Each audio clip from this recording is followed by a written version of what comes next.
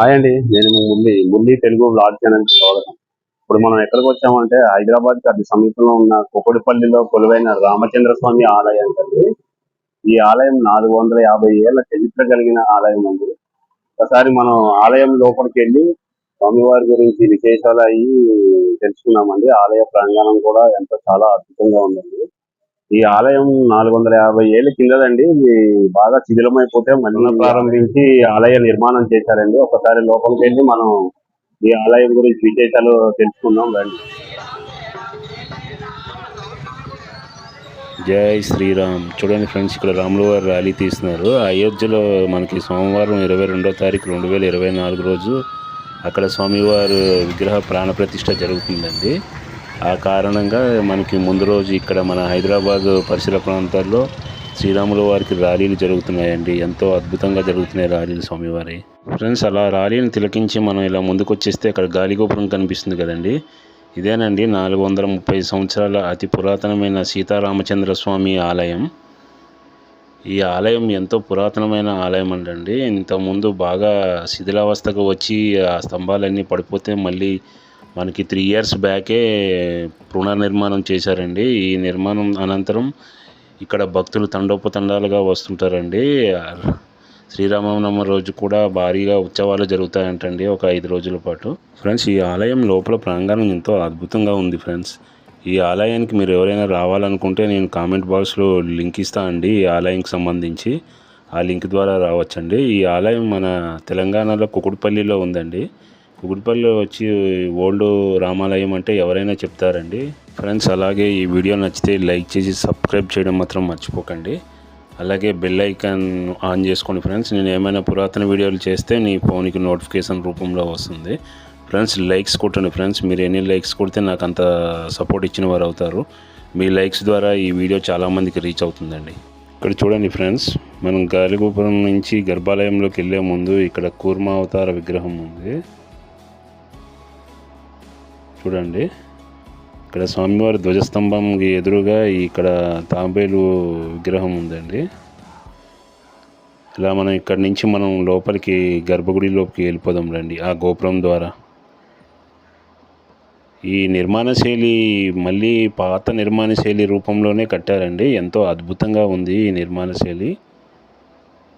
ఒకసారి చూడండి ఫ్రెండ్స్, లోపల ఈ ఆలయ నిర్మాణం అయితే చాలా అద్భుతంగా ఉంది ఫ్రెండ్స్. మండపంలోని పెద్ద పెద్ద పిల్లర్లతోని దాదాపు ఈ ఆలయం 430 సంవత్సరాల క్రితమే నిర్మించడం జరిగిందంటూ ఈ చరిత్ర చెబుతుందంట ఫ్రెండ్స్.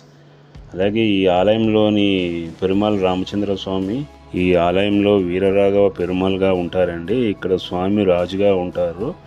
అలాగే ఇక్కడ స్వామి మీసాలు కలిగి ఉంటారండి ఫ్రెండ్స్. అలాగే సీతమ్మవారు స్వామివారు తొడపై కూర్చొని ఉంటారండి ఈ ఆలయంలో.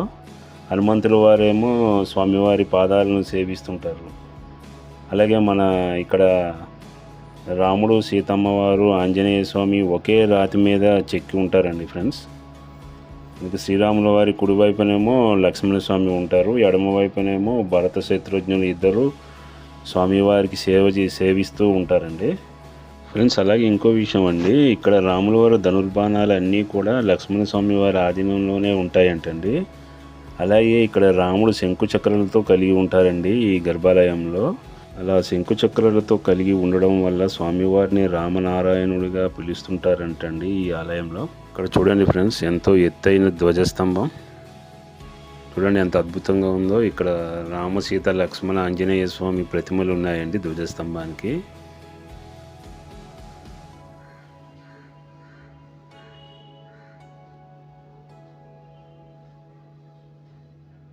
చూడండి ఫ్రెండ్స్, ఒకసారి ధ్వజస్తంభం చూడండి.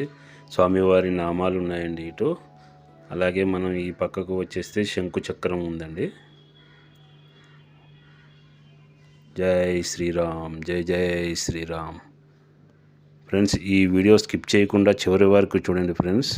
ఈ ఆలయ గర్భగుడిలో మరో విశేషం అండి. ఇక్కడ శ్రీరాముడు, సీతామాత, అలాగే ఆంజనేయ స్వామి ముగ్గురు కలిపి ఒకే శిలపై చెక్కి ఉంటారండి. లక్ష్మణస్వామి స్వామివారి కుడివైపున సపరేట్గా ఉంటారండి. అలాగే ఎడమవైపున శత్రు భరతజ్ఞులు ఇద్దరు కూడా స్వామివారిని సేవిస్తూ పక్కకునే ఉంటారండి. ఒకసారి మనం ఆ విశిష్టత కూడా లోపలికి వెళ్ళి తెలుసుకుందామండి. ఫ్రెండ్స్, ఈ ఆలయం 430 ఏళ్ళ చరిత్ర కలిగిన ఆలయం అండి. ఈ ఆలయం బాగా శిథిలమైపోగా 3 సంవత్సరాల క్రితం మళ్ళీ పునర్నిర్మించారండి. నిర్మించిన తర్వాత మన శ్రీ చిన్నజీయర్ స్వామి చేతుల మీదుగా పునర్ప్రతిష్ఠ చేయడం జరిగిందండి ఈ ఆలయంలో స్వామివారిని. ఒకసారి చూడండి ఫ్రెండ్స్, ఈ చుట్టుపక్కల పరిసర ప్రాంతాలు ఎంత అద్భుతంగా కట్టారో ఈ ఆలయాన్ని. పెద్ద పెద్ద పిల్లర్లు, మండపాలతో చాలా అద్భుతంగా ఉందండి. అలాగే మన ఈ రామచంద్ర ప్రభువుకి ఇక్కడ మన ఆంజనేయ స్వామి వారు ద్వారపాలకులుగా ఉన్నారండి. అది కూడా మనం లోపలికి వెళ్ళి చూద్దాం. ఇక్కడ చూడండి, సీతారామ లక్ష్మణ ఆంజనేయ స్వాముల వారు కొలువై ఉన్నారు. ధ్వజస్తంభం ఎదురుగా శిఖరం పైన ఒక్కసారి దర్శించుకోండి. ఫ్రెండ్స్, ఈ వీడియోను చూసిన వారు అందరూ కామెంట్ బాక్స్లో జై శ్రీరామ్ అని కామెంట్ చేయండి ఫ్రెండ్స్. అలాగే ఒక లైక్ కొట్టి సబ్స్క్రైబ్ చేయండి ఫ్రెండ్స్. మీరు సబ్స్క్రైబ్ చేసి లైక్ కొడితే నాకు ఎంతో సపోర్ట్ చేసిన వారు అవుతారు. నేను ఇలాంటి పురాతన వీడియోలు ఎన్నో చేయగలను ఫ్రెండ్స్. ఆ ఉత్సాహంతో please like and subscribe friends. చూడండి ఫ్రెండ్స్, మనం ఈ ఆలయంలోకి వెళ్తుంటే ఇక్కడ గజరాజులు మనకు స్వాగతం పలుకుతూ ఉన్నట్టు ఎలా ఉన్నారు.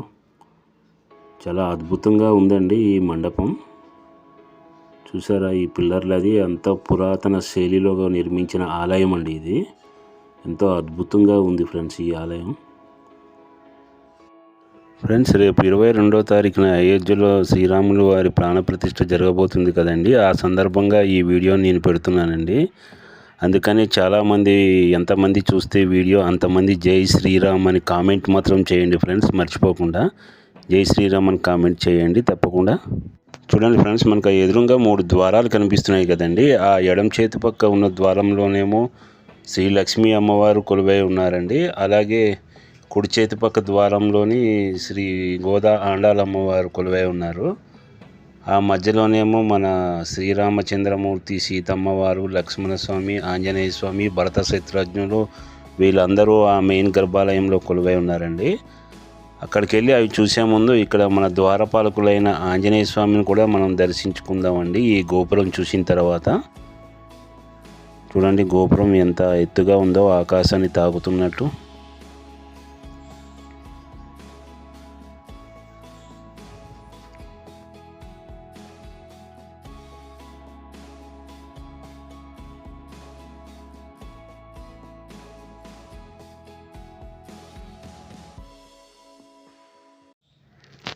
జై శ్రీరామ్. ఓ ప్రభు హనుమంత, మీకు జై జైలు. మా పట్ల కృపచూపుము గురుదేవ. బుద్ధిర్బలం యశోధైర్యం నిర్భయత్వం అరోగత ఆచార్యం వాక్పాటుత్వంచ హనుమాత్ మరణాత్ భవతే. జై శ్రీరామ్. జై జై శ్రీరామ్. ద్వారపాలకులైన హనుమంతుల వారిని దర్శించుకున్న తర్వాత మనం ఇక్కడ ఉన్న శ్రీ లక్ష్మీ అమ్మవారిని దర్శించుకుందాం రండి.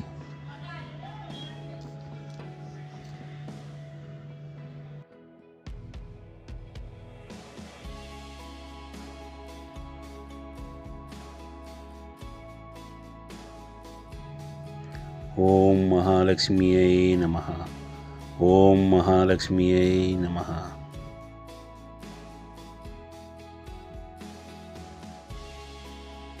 ఫ్రెండ్స్, లక్ష్మీ అమ్మవారిని దర్శించుకున్నాం కదా. ఇప్పుడు శ్రీ గోదా ఆండాలమ్మవారిని దర్శించుకుందాం పదండి.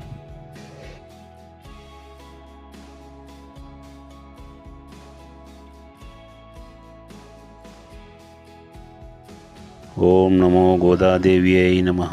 ఓం నమో గోదాదేవ్యై నమః.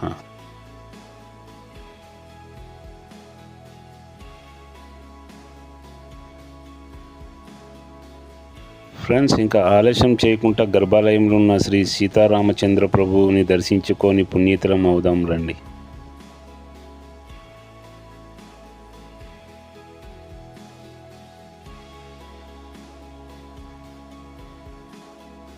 మనకి ఎదురుగా కనిపిస్తున్న మెయిన్ విగ్రహాలండి. ఈ కుడి చేతి పక్కన ఉన్నవి ఉత్సవ విగ్రహాలు అంటండి. పంతులు గారిని అడిగాను, చెప్పారు. ఫ్రెండ్స్, శ్రీరామచంద్రుల వారిని తనివి తీరా దర్శించుకొని కామెంట్ బాక్స్లో జై శ్రీరామ్ అని రాయడం మాత్రం మర్చిపోకండి.